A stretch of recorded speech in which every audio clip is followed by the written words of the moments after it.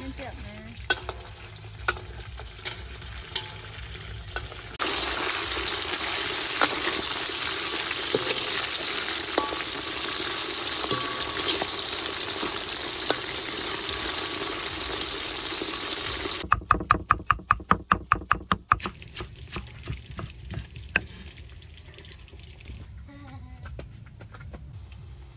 Một ơi. Ăn mời quá.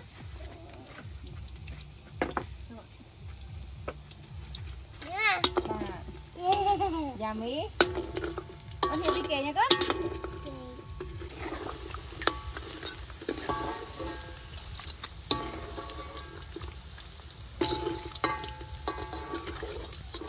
Nó ơn đâu. Ăn ấy tưởng. Ơn ngầm. Nó nhắm đâu. Nó nhầm. Nó nhầm. Nó nhầm rồi.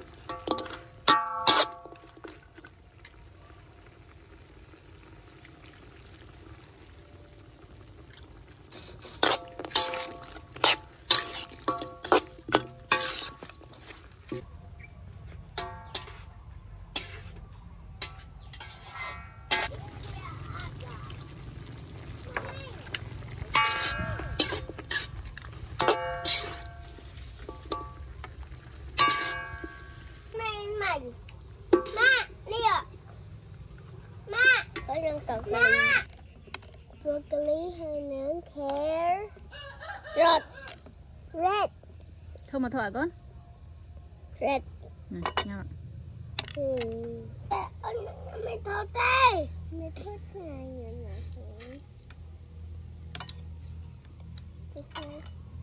Du con ăn.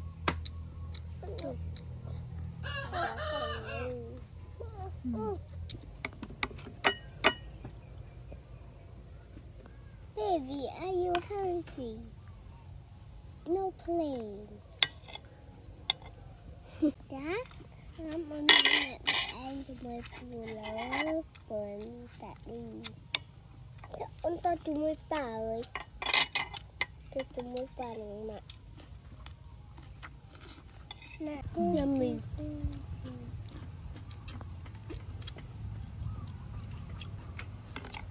Nhằm bà lái con.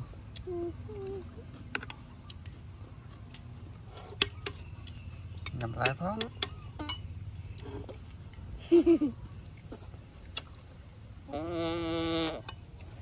Trời lên mặt.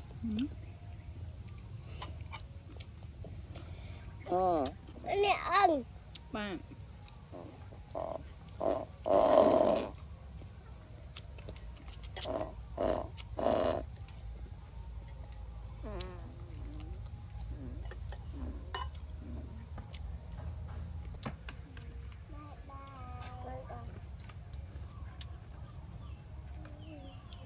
Ăn cho nhìn.